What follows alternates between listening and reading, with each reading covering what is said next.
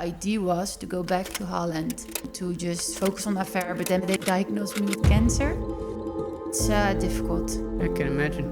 AFFERE is still running, I'm still working. I don't want to get that ill stamp on me. You recently launched your own company. I just launched AFFERE 1 year ago. I really believe in the product. I heard I was diagnosed with cancer. So that day was like super miserable. Everybody says it like don't take life for granted, right? But I think we did not ever. I really felt a sort of power, like I have to fix this. And it also gives you the strength back again to just fight. Still trying to convince my girlfriend to get it done. I did the same with Bao. It took 5 years. Well, I'm on track then. Yeah. Dear viewers, I have a different request before we get started with today's episode. This conversation with Yoeki hit me in a completely different way. And being inspired by her story, I decided that for this particular episode, it was important to have any potential funding that we could raise go towards a charity that was beating the type of cancer that she had. That's why in the description down below, I've left a link to Lymph & Co. They're a charity focused on helping beat lymphoma cancer, a type of cancer that affects 500,000 people worldwide every year. So whatever money you have to spare, whether that's 50 cents, 10 euros, whatever, I would ask a big favor if you could donate to that charity. That would be greatly appreciated by me and Yoeki. And otherwise, I hope you enjoy our conversation and feel a little bit inspired, because I know I certainly was.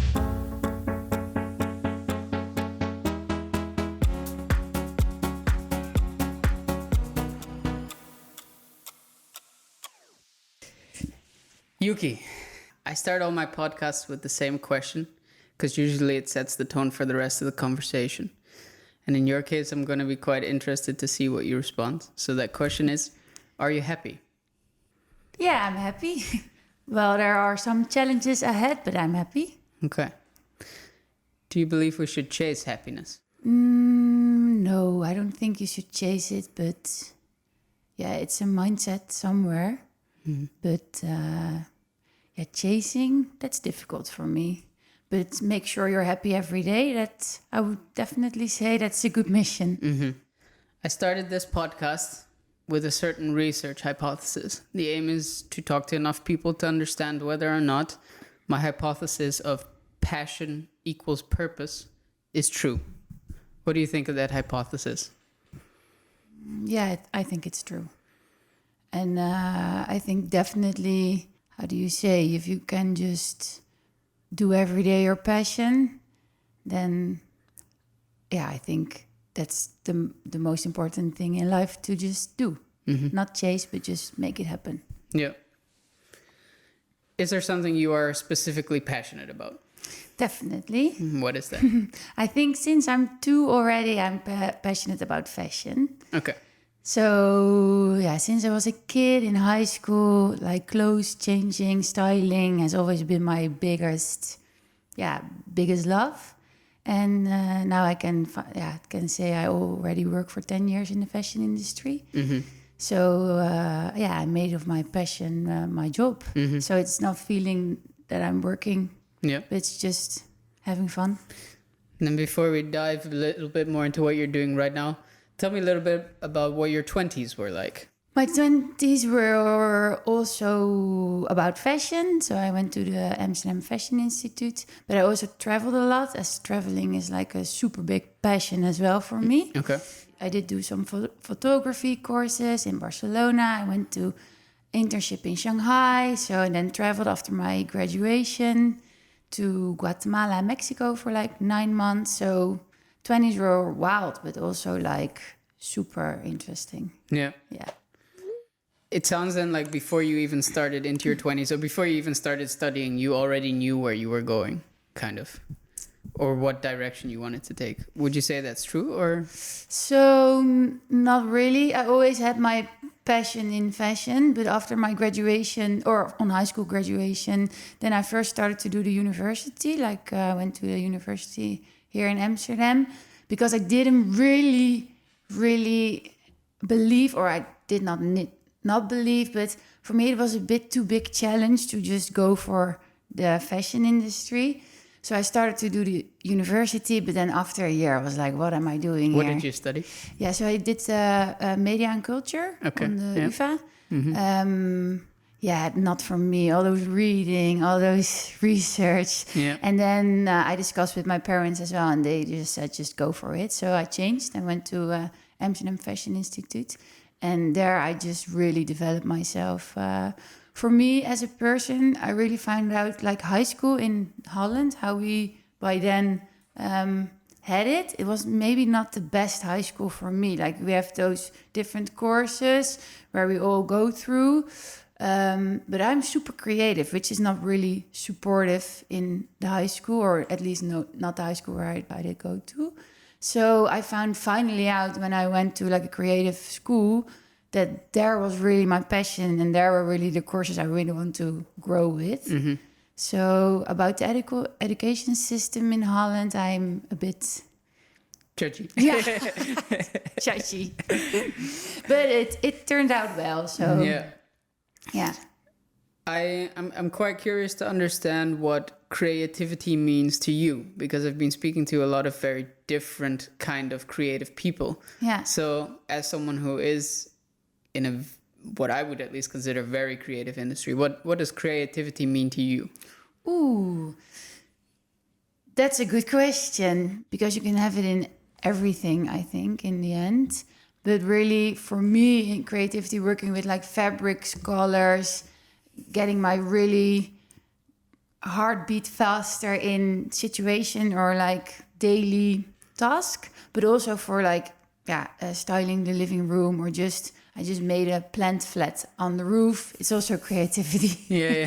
So without really having the job Yeah. in it. So I think a lot of people can also be creative, but then with their own creativity, just maybe think out of the box in a way, and then it does not really matter which way or which box. Yeah, exactly. You can also run up the stairs in a creative way, right? Yeah. So it's good question. Don't really know the answer yet. That's okay.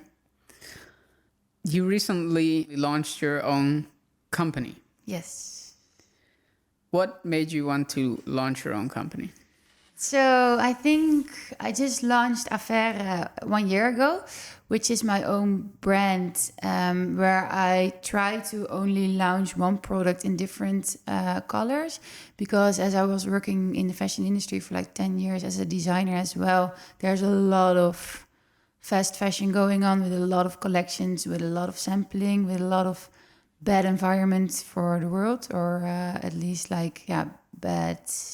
How do you say it? Impact? Yeah, impact. Yeah. So I started AFFERE, which is like from having an affair, and then every product or every launch is an own affair, which we make in Europe. And it can, the first affair I made was a shoe, like a woman's shoe. And we made it in Italy. And then with stock or dead fabric we use. So what's not going to use anymore in the future for design templates. So we designed this shoe, and then it was called AFFERE from Italy, and then we launched it in 3 different colorways, and that was the first kickoff of my brand. Yeah. So we make standalone pieces and launch them as a single affair. That's like our mission. You launched that out of the back of your van, right? Yes. Why? So why? So 1.5 years ago, my boyfriend, our dog, Sifu, and me, we just decided to just check out Europe from out of the van. We really like to surf. So we went through, I think, Canary Islands first, and Spain. And then there was the first time in my life I was doing a freelance job. So I quitted my job. Bao also quitted his job. And then we just took the risk to just go ahead. And I could just still freelance for some brands from out of the van. But then I really was thinking on the beach with our surfboard, like, okay, what should I make what I really like instead of working for like a project or a brand? And then I was like, I really miss this high-end mule, like shoe, slipper, sandal in a color with good leather. And as I have a lot of experience, I knew where I had to pay attention to for like sourcing manufacturing, sourcing the leather. Leather is not really animal friendly in a way. So it was really a very big research to find out where we could get good leather in a way. So we drove to Italy with the van, and then we found a good manufacturer. Yeah. And then we started producing. And then there were like 300 pairs of shoes came in here in Holland, and we just tried to launch it, and it went wild. Yeah. So we sold out in 2 weeks. Yeah, that was crazy. What's the secret sauce, or if you want to share it? Yeah, I don't know, of course. I'm here for sharing. Why did it go so quick? I think because the product, I really believe in the product, and hey, it's production, so there was also a lot of headaches, because not the time, getting not the deadlines, so it was still very stressful. But I think the community, the women network we have around us, that really made it boom. So after some sales from some BN'ers, they bought the shoes, and then it went crazy. So that was the trick. Yeah. The first trick. Why launch that from the back of the van? Why not wait until you're back here and then sort of casually look Good it up? question. Why the rush? Yeah.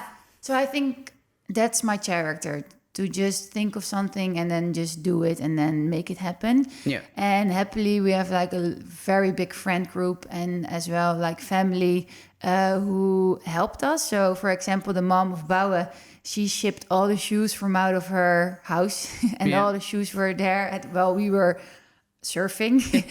So, and but then after a summer when it was sold out, and then you also miss a bit of the whole, how do you say it? Energy of the whole shoe, because we were like out of Holland, and the target group, the focus group was here. Yeah. So sometimes I receive pictures from friends of mine like, oh look, I see your shoes, AFFERE in the wild. And then I really didn't, I felt it, but I was not there. So I didn't realize that it was here going on, do you know? Yeah. So that was why we decided after half a year to just come back and focus on AFFERE. Because if you're abroad, like a friend of mine, she works also for a brand, she asked me to do a concept store together, or I was also missing chances because we were living in the van. And then I was like to Bouwe, like, let's go for this. We should just try to do it, but then manage it from out of Holland and Amsterdam and feel the vibe, and seeing those girls walking those shoes, that's super cool. Yeah. Is there any other city where this would work the same, or does it have to be Amsterdam? No. We're trying to just conquer Holland. Yeah, exactly. Yeah. But in a way that in the end, I really would like to do more than only shoes, because my experience is in just apparel as well. So we're now making also like top and trousers for women's, but we had to begin, and we like, it's also because we were also on the van life. We don't have a lot of savings to just really grow the company, so we really need to sell the shoes to make another step ahead. So it's interesting that you take that approach. Why do you do that and not get investors in? Yeah, so I was thinking about that, but that gives me a lot of stress. So I really would like to grow organic. Yeah. And then if it doesn't work, then I at least tried. Yeah. But we talked with investors, and there were also sleepless nights for me. And I was like, I don't think I can handle that. But also because we only had half a year by then selling. And I think to just make that really big step, maybe you need 2 years of results or a bit more numbers to just really, go for it. I can really appreciate that though, because I mean, a lot of people in general, I guess, would instantly get as much funding on the board and push, and then indeed what you say to realize might not work. I feel like your approach also fits more to what you're doing with it being slow fashion. You might as well build a slow business, so to speak. And an organic slow business, and not for me, like, and that's also if we don't have any order, it doesn't matter because I'm super chill. And then if we have orders, I'm really happy, but it does also not really matter. It matters because we can make next steps in our business, but it isn't that pressuring. And the idea was to go back to Holland and to just focus on AFFERE, but then besides doing my freelance creative jobs, which I always did. So it's just the side project or a brand. And that feels good for me because then, the pressure is not there. But now we have another challenge laying ahead. And that challenge is? They diagnosed me with cancer. So when we took the boat from Morocco to Italy with the van, I found out I had such a lot of swollen lymph nodes everywhere. So I respond to Bauer, like, is this from surfing? Because I was like ripped here. But then we were feeling, and there was like a lot of nodes here. And I was like, this is unusual for my body. But then also realizing probably I had it already for a couple of months. Van life is not really mirror life, so you don't really check your body often. So we just came back by then, not planned yet, but to do further research in Holland because we were in a hospital in Italy, which was not that. They don't speak any English. And the doctor who helped me was already stressing out a bit. So we were like, oh my God, we have to go. That's not good, yeah. So we went home. And then, there was a shitload of research and, results. And now a month ago, we heard it's cancer. And now Monday, we start the chemo, which is shit because, of course, but it was totally not in our head. We just had the 1.5 year of van life. AFFERE went well.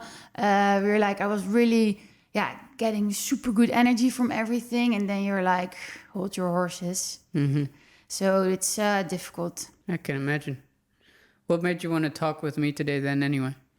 Yeah, because I also think I need to...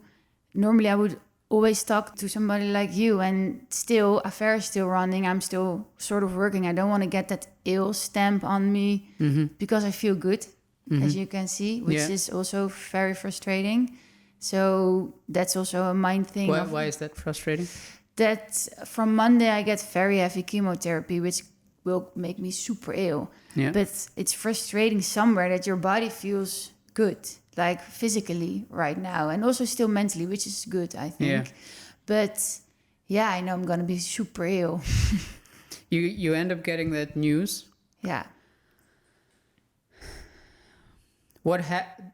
All these things that you're building around it, whether it's going good or whether it's going bad, do they still matter? No, not at all. What goes through your head during, or I guess in finding that out even? Yeah, it's so weird because we found out when I was 31. So I just turned 32 a week ago. So that's super young, right? To get cancer. And also I live super healthy. We did do the van life for 1.5 year, super happy. I did AFFERE, did all the things I really liked. And then you heard the bad diagnose. And then the first days I really was like, crying. Like you really... everybody says it like, don't take life for granted, right? But I think we did not ever, because I always do what I like to do and what I want.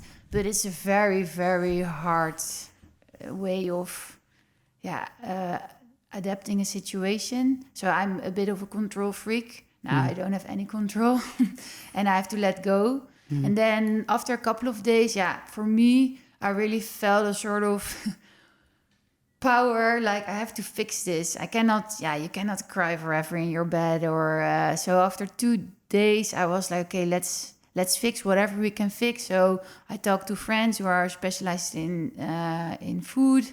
What can I do?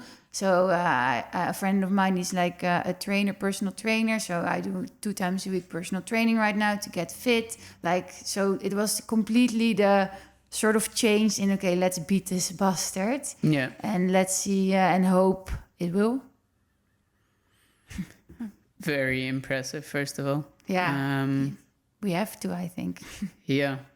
if you're anything like me, entrepreneurship and being a creator has given me the life of freedom that I have so long looked for. But in order to allow me to continue doing that, I have to keep my paperwork in order, meaning that invoices have to be sent, my taxes have to be done, all receipts should be saved in the same place. And this was something that frustrated me for years until I found Moneybird. And luckily, they have decided to sponsor the Quarter Life Crisis podcast. So if you're like me and you're looking for one tool where you can send your invoices, send invoice reminders, store all your contacts, store your receipts, figure out how you should do your taxes, and you're a creator or entrepreneur in the Netherlands, then Moneybird is the tool for you. It has saved me so much time and hassle, and I can strongly recommend. So with that, thanks for listening, and let's get back into today's show.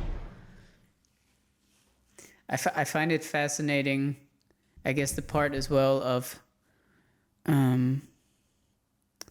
not accepting defeat, I guess. Like, get up and fight, but also continuing with the business. Why did you not decide to sort of close it down then?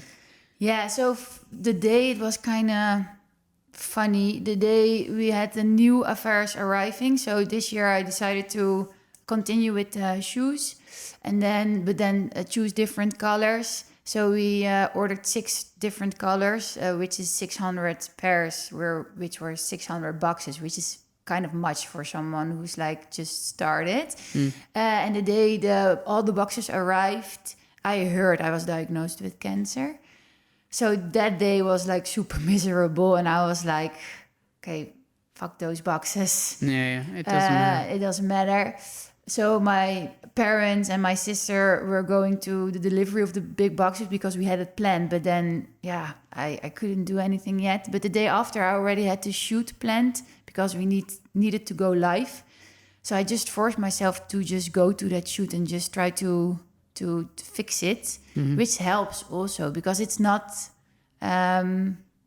it's your own thing. And then slowly the energy came back, and slowly the happiness about the shoes came back. And then my sister and a lot of friends posted and shared everything on LinkedIn and also on Instagram, because as I'm a creative and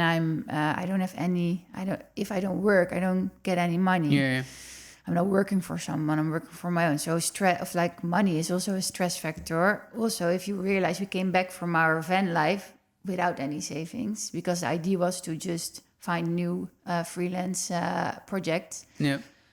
But that for me is now a no-go because I cannot deliver creativity right now for someone else, I think. But that's the whole sharing and the whole woman community, which I'm so thankful for.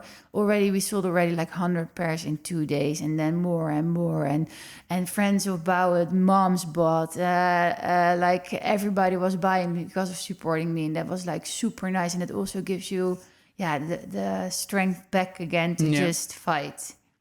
Have you, since hearing this diagnosis, felt the room or the ability to be creative still? To be almost yourself, I would say. Yeah, so that's the fact. The last couple of weeks went super well. And then also for creativity, because I don't feel sick. Yeah. It's just it's just in my body. But now when the chemo starts coming this Monday, I feel the last couple of days are a bit more down. Yeah. Because I know it's going to be wild. And I know I'm going to be super ill. And so that's that. Then you're in your mind again, like. But I really like to do things with my hands. Yeah. For example, we just rebuilt the whole roof terrace into a oase. I made a plant flat, and that's also very good for the mind in the end. So I see the creativity is maybe changing a bit from really commercial thinking with AFFERE to just slowly things in the house changing. And then I hope. I hope we can just continue. We just signed a contract to do 1 week of a pop-up store in my chemo, because I also really want to do things to look out to, right? So it also gives... It almost holds yourself a little bit accountable, right? Like, no, I need to get better because I need to show up for this. Exactly. And I really would like to try to keep the... spirit? Yeah, or to keep the sort of the director in life. How do you the Control. control? Yeah. Okay. So the control. Yeah. So, but if we go back to your first question, like, am I happy? It's super hard because normally I would say definitely hell yeah. But now I'm like, yeah, I feel still super, I think, thankful for everything, what we've done. And also with the whole van life now, that I didn't suffer in a job, which I, for example, didn't like for the last couple of years, and then have this diagnosis will also be very shit. And now with the whole van life adventures in my pocket, I'm like, okay, let's just try to beat. Yeah. Yeah, because I was just about to ask if the fact that you're doing all these things that you love doing, I could very well imagine that they add to this sort of willingness to push through, to fight it, to get better again. Yeah. I guess my question is, I'm going to be very blunt in that sense, but Hey, go Dutch. Go Dutch. Do you ever get annoyed by people who are essentially wasting away their life doing something they know they're unhappy in, but just continue for the sake of doing it, when in your case it almost gets taken away from you, out of your control? That's a good question. But my friends always say, for example, that, or I really do what I like. And that's how I really like to just run my life. And for example, if I see one of my best friends, she was like also having a burnout from her job, and she was totally not herself. So I wrote her like, come visit us in Morocco, just come here, we do surfing, you just get out.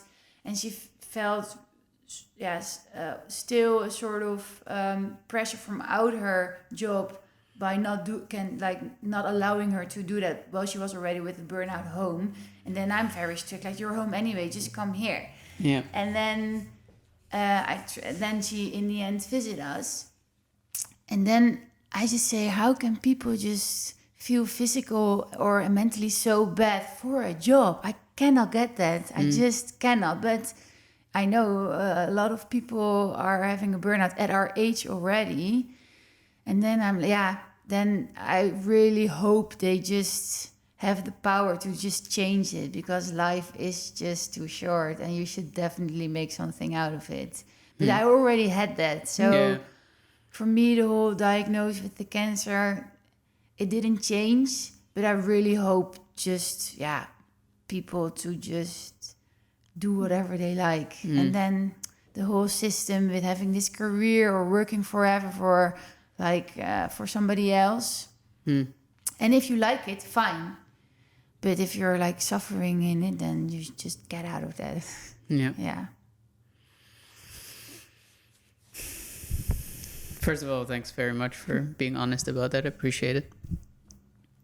One of the reasons why I started the whole topic on the quarter life crisis was a little bit because I came out of university, and in my case, even though you would expect after so many years of studying, you would know exactly what you want to do. In reality, I came out and had no idea whatsoever.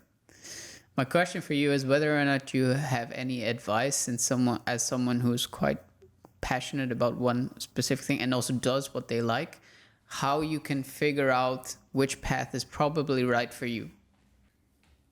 Yeah, that's a good question. So I think just if you don't know the bigger picture, so then just go step by step. What makes you happy in that moment? What is like for you after your university?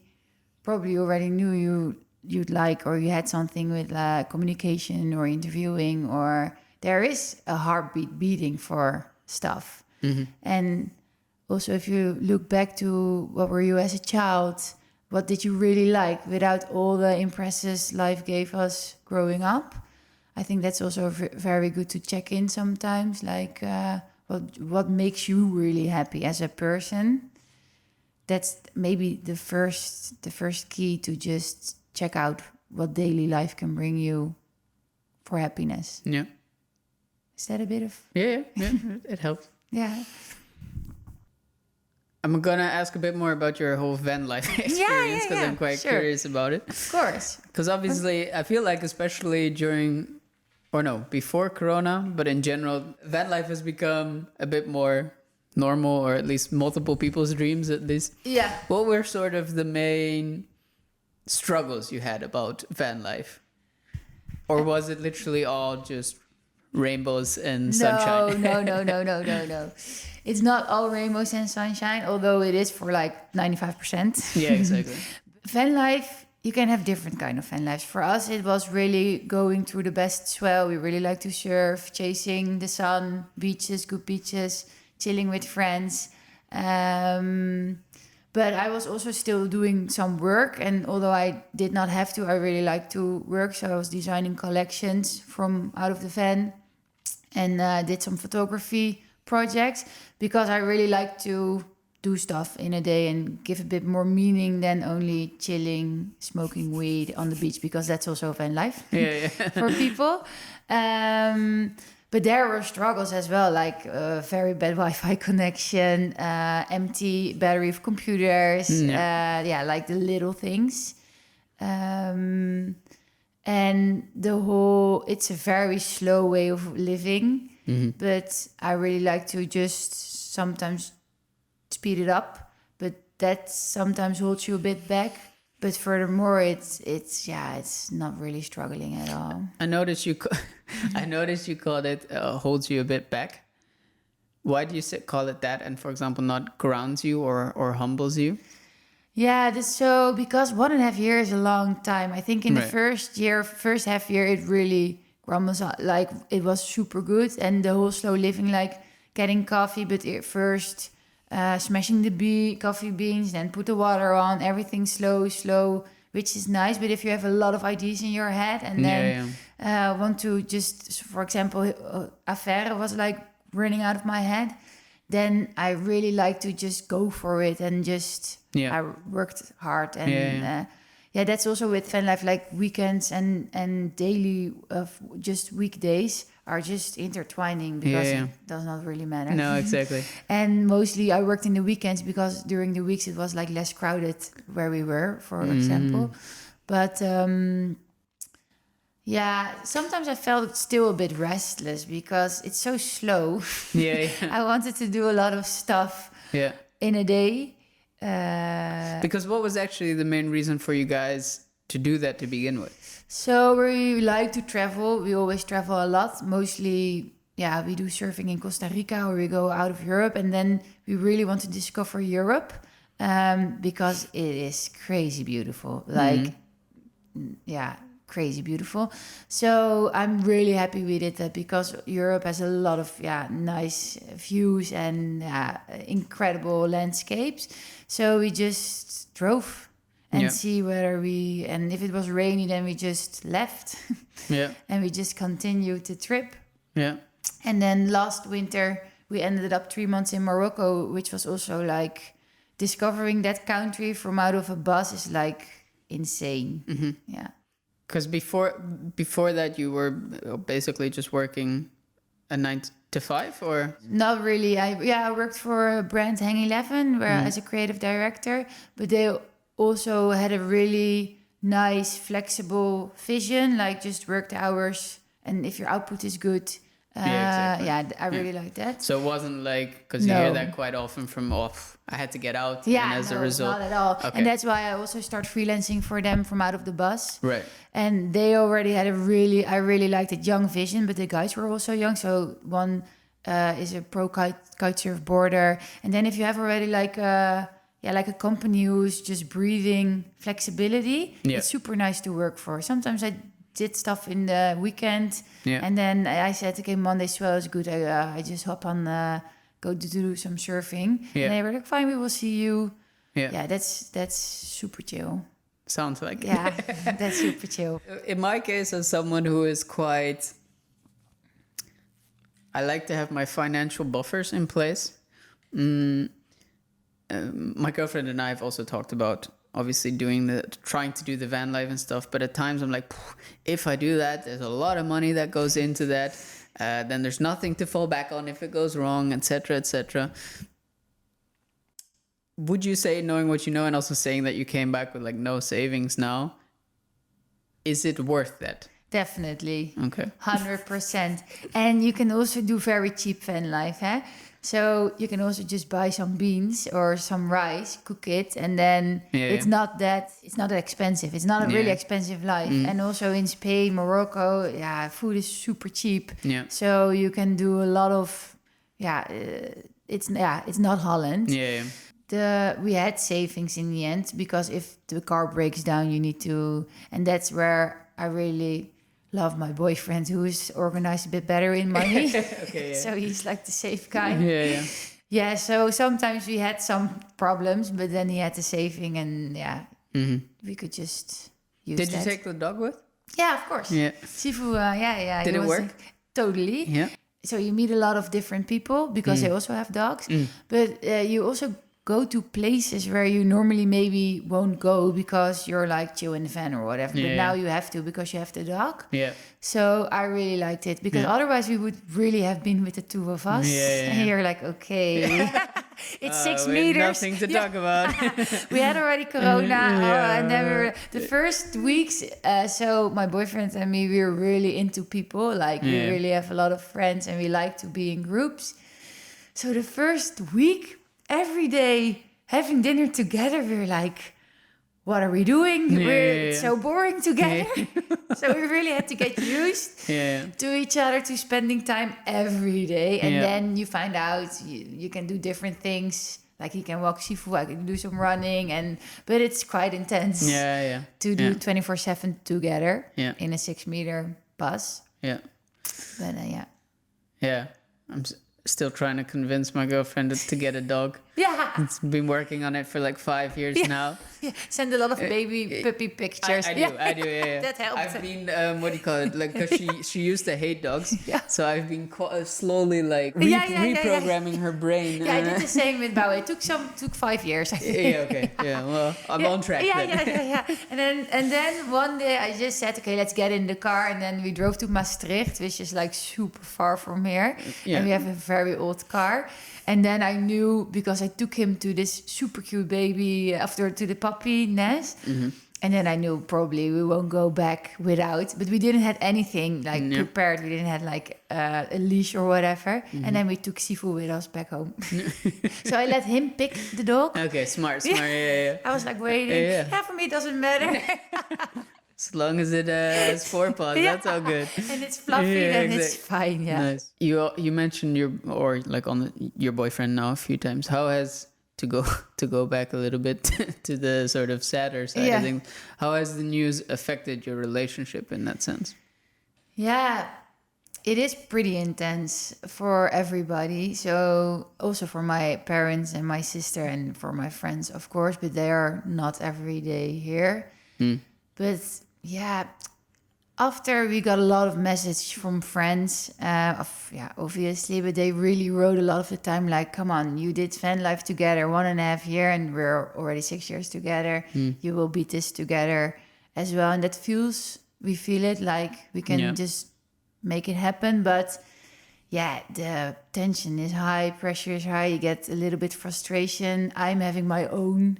It feels a bit lonely, although nobody wants me to feel lonely, but in the end it's me who has to deal with it. So in the beginning I really was a bit like cocooning, and then Bao said, come on, Yuki, you're always with friends, so he pushed me to see more friends. But the irritation also to slow down. But to slow down, more to just... Normally, I'm super into groups and people and outgoing. And now I felt a bit lonely because, I have to deal with it. And it's my body. Nobody understands me. Besides people who have or had cancer, probably. But, so it feels lonely in a way. And it was more like to just share, to just be with people and friends who I love. So he pushed me to see more, and now I'm seeing more friends, and now it's getting also a bit better. But for him, it's also, come on, it's not where you want to go through. So I tried to tell him everything about AFFERE. He was already in it because I designed it, or I just made a concept in the bus, in the camper, or in the van. But so I try to talk everything through with him so he can help if I'm not feeling well or whatever. Yeah. Because we really would try to keep growing it. Yeah. But it's very funny because Bao really doesn't like fashion, or and really does not. Yeah, he does not really. Yeah, he does not care what he wears or whatever. Yeah. So it's funny. It's also it also is. Yeah, he can make a lot of jokes, which I really like, because we have to make it a bit funny. Yeah, because otherwise it's not gonna help. No, I can anyway. imagine. Yeah. I have the community jar. Yes. And in the jar, as you probably guess, are community questions. I'd invite you to take one out, read out the question, and then give your opinion on it.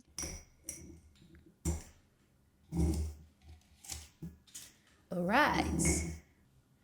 How do I not let the fear of the unknown take over my thoughts? That's a good question. Who asked it? Irene Oruneso. Yeah. Good question from me as well. So what I do, but yeah, that's maybe different, or maybe not, is just try to manifestating is like this super. I don't know if it's an annoying word, but it helps to just focus in your head on the positive. So just have a sort of manifestation, like I can, what would you say? Like I can beat everything which comes on my path or whatever. Like an affirmation. Yeah, like an affirmation, to just try to print that in your head, because your brain will listen to it and try to believe in it. Mm-hmm. But yeah, for me it's also hard, especially in this case, because I have all the time, that's not really, no, not all the time, but I've also have the bad scenarios in my head, and you really have to push for the positivity. And something I really learned already from the last month and in life as well, if you live life out of scaredness, or it's not gonna work. Or fear. Yeah, that's really not gonna work. So we have to block it. That's good. Yeah. It's funny how these questions always seem to get picked by the right. So yeah. Then we've arrived at the last question. That question is, I always ask this, but I'm curious, what does the future hold for you? So my future looks now day by day. Mm-hmm. So I really hope we get through this. Yeah, I really hope that. And then we can just continue AFFERE, continue all things I would love to do. And then have kids in a way, or growing our family. But for now, I don't plan anything ahead anymore. Mm. So, you did the egg retrieval, right? Yeah, so happily they had time for that. Sometimes they just start immediately with the chemos. So from one day to the other, we were just sitting in this IVF, do you call it? Fertility center. Yeah. And then, having this doctor giving us a sort of biology less, because we were not prepared at all. Of not prepared. Yeah, I knew that there's only a couple of days per month that girls can get pregnant. But we had to get a lot of hormones, injections, to get my eggs more eggs. I don't know, fertile. Yeah.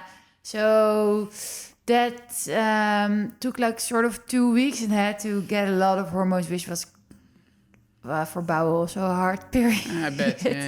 But no, it went well. And then they could take out like 19 fertile eggs, which is like a very good score. That's nice, yeah. So there are 18. One cancelled, or how do you say? One, they couldn't make it to the fridge, but 18 are in the fridge right now, which is like a soccer team with some extra players. Yeah. So we can have a very big family, which is not going to be good for the environment. So we would just hold the line. But no, it was fine and fun to just go through that. Yeah. But yeah, you would consider it fun? Yeah, it was a side project with a bit of future-minded. Yeah, exactly. Which was like chill because all those doctor and hospital appointments are super heavy because all those doctors have to discuss the risks everything has for the chemos. Super depressing, probably, super right? Depressing. So every never time, optimistic. It's never always optimistic. They never make a joke. Yeah. And I really am an emotional person, and I really would love if a doctor would say, "I'm going to make you better. It's going to be fine." Yeah. But they don't do that No, because they they cannot promise. Yeah. But that's still frustrating that there's always a sort of business thing in a doctor meeting. She's saying like, these are the risks, and the risk is also like a part of death. So there's really like a sort of fear. But and in the IVF center, those women were like super positive because it went well with the whole IVF treatment. So that was a fun project, a fun treatment. Yeah. And it went well, and it went super fast. So now my body had a week to recover, 10 days to get the hormones out, and then start chemo one day. Thanks so much for taking the time to talk to me. I will be following along, and obviously I will pray for you that everything works out well. Yeah. And thanks also for being so open and honest about it. Of course. Thank you. I want to thank you for listening to today's episode. I hope you enjoyed it. Let me know in the comments. And if you want to stay up to date on everything from the quarter life crisis, we now have a weekly newsletter going out every Sunday. I've added the link to it in the description. You can sign up on our website. We try and give practical advice to help people get off the default path and build a life they love. And with that being said, thanks for listening again, and we hope to see you next week.